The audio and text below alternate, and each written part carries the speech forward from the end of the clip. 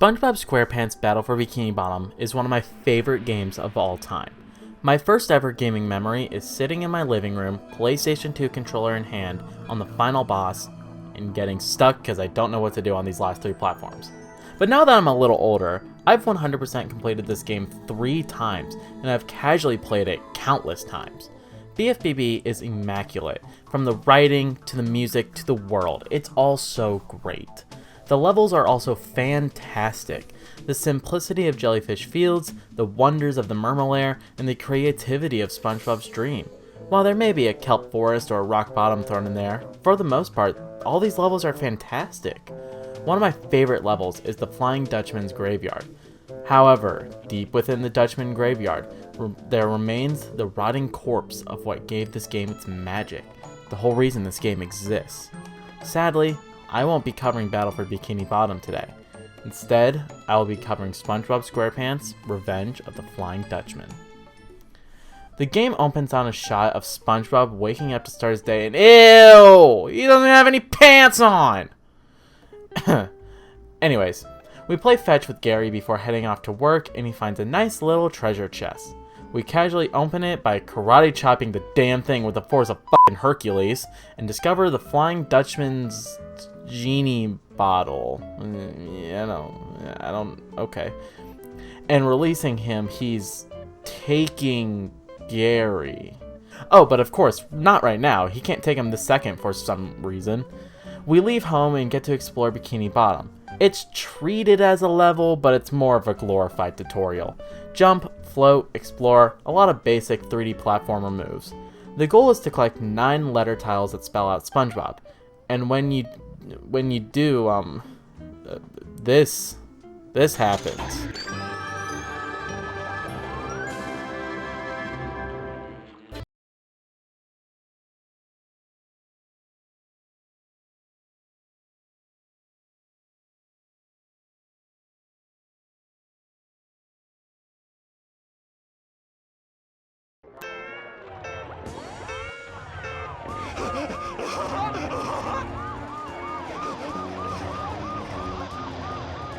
Okay, ignoring the fact that this takes place in SpongeBob's brain for some reason, what you actually have to do here is complete the sliding puzzle tile for no reason. Once completed, you're given a special outfit to track down the treasure, so the picture the puzzle gives you is not really needed, but also, the sliding puzzle itself is very stupid. The game shows you the moves it makes, and gives you a border of the picture so as you know where each piece needs to go. I am really bad at sliding puzzles, but this is just a joke. Also during the segment, we get the jellyfish costume, and when you change into it, new music plays, which I can assure you won't get very annoying and very draining very quickly. You use the jellyfish costume to catch jellyfish to get letter tiles, so unless something else is needed for some other task, there is no reason to not be in this costume, as every world requires you to catch jellyfish. After we get the first Dutchman treasure after getting all the letter tiles, the Dutchman steals Gary finally. However, we still gotta go to work, because you know what they say. The money is always right! We race Squidward to the Krusty Krab in an admittedly pretty funny scene. We get to the restaurant to find Mr. Crow. My god! They actually got Clancy Brown for this game. That's kinda neat.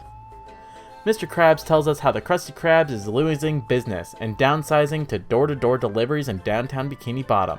Being the happy little guy that we are, we agree to help him out and head into the first real level of the game, downtown Bikini Bottom. This level, well, it's just as boring as I'll describe it. You walk door to door, dropping off deliveries to the right houses on the right street, and yes, the street has to be correct, until the game lets you continue. It's split off into 3 sections, one with no platforming, one with light platforming, and one with heavy platforming.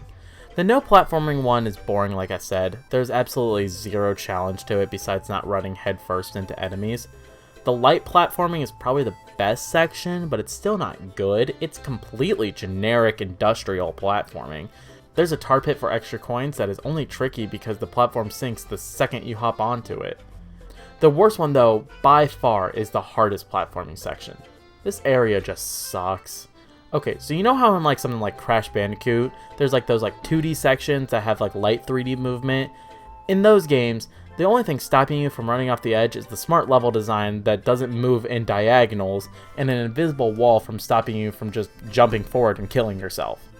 Guess what this game lacks? The game already sucks at platforming normally, I'll get into that in due time, but especially in this 3D, 2D plane, this area just sucks. It's not only boring, it's just frustrating. And add to the annoyance, the same song is playing with the jellyfish costume, and the song does not loop normally. It does not have a natural loop to it. But hey, in this world we get a new costume, the Mermaid Man suit, which allows us to throw water bubbles. I know, hold your applause, please. I really think this is used like all of twice in the game, one of which is where we get it, so it's used one other time in this entire game. We get the suit from Patrick, who, Jesus fucking Christ, he looks like a goddamn creepypasta. Yeah, I forgot the elephant in the room. This game looks like shit. The level design is completely generic. Remove some of the shells or like the bus signs, and you cannot tell that this would be a SpongeBob game. But the biggest offenders is the models. Some look fine. Squidward and Sandy are perfectly fine models, for example. But some of these guys, dear lord. Patrick looks like this creepypasta of him. His mouth is super uncanny and just looks like a slit down the middle. Mr. Krabs, Larry, and the Flying Dutchman all got struck with the bad case of storytime animation PNGs, with the Dutchman having these long, bendy, uncomfortable arms with these weird squiggly fingers.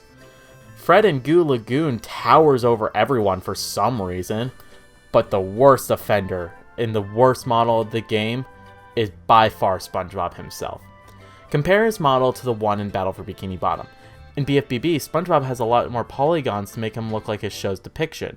He has divots for his dimples, his body contorts to give him more of a sponge-like appearance, his eyes are small yet wide, and most importantly, he looks like a square shape. In Revenge of the Flying Dutchman, SpongeBob looks blocky, with textures thrown on to give the idea of SpongeBob, but none of the heart.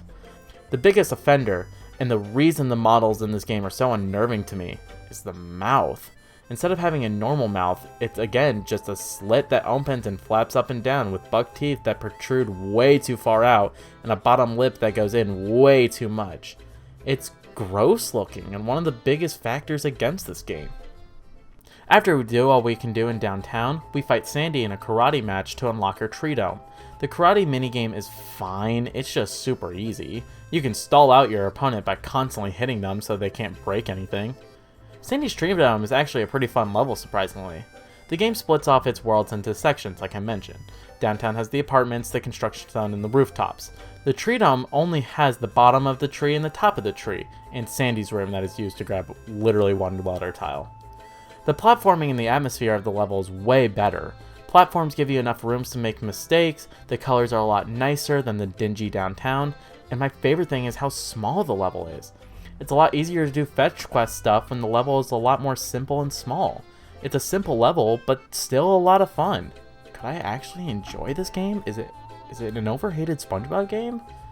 I guess we'll press on to see. Jellyfish Fields time. Another super boring level. It's really big and open with nothing to do in it. This game started to get very annoying and stingy on telling you where to go next though.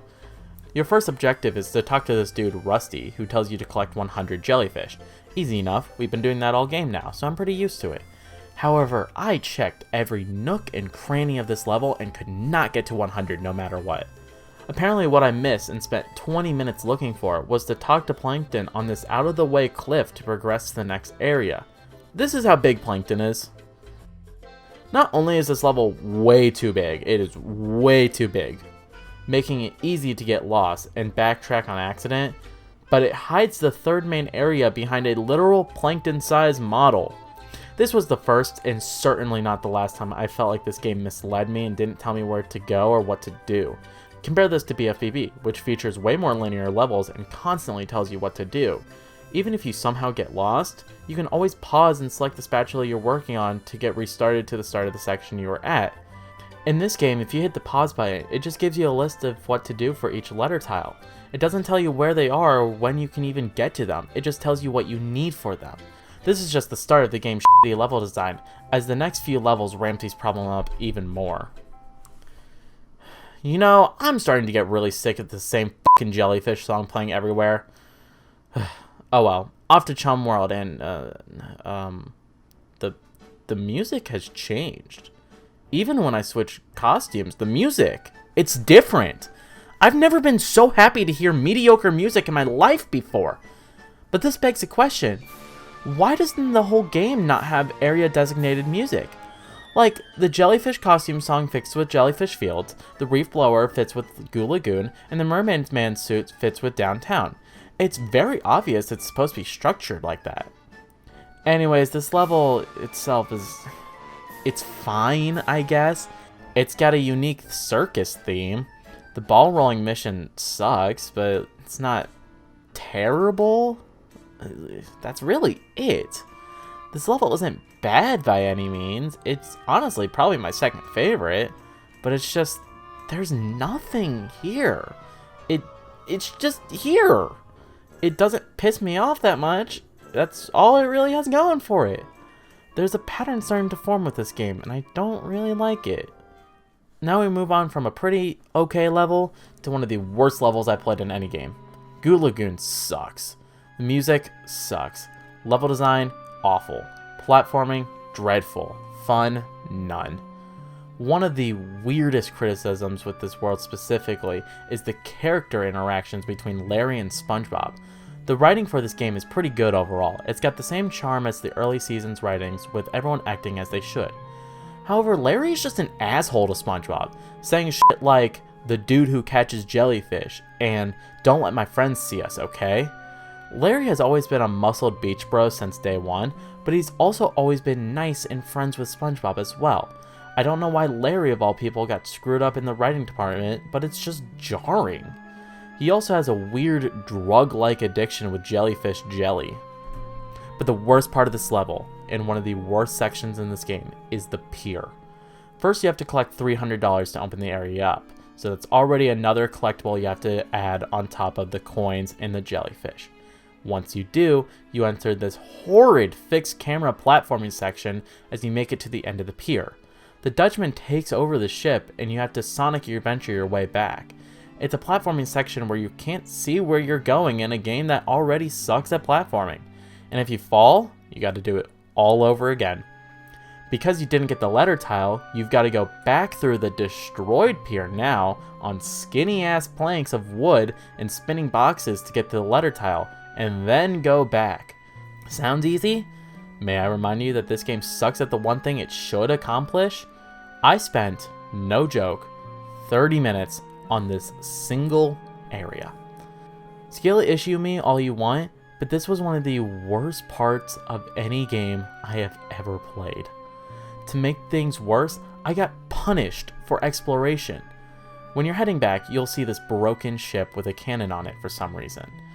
And I thought you could use that to get to a new area, especially with these like stone towers nearby. Nope, the cannons does nothing. I don't know why it's here.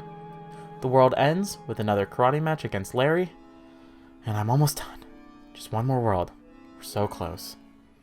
I'm not even going to try to stretch this one out. The Dutchman graveyard is so forgettable and boring. You get the pirate's booty, make some booty jokes, repeat like 4 times.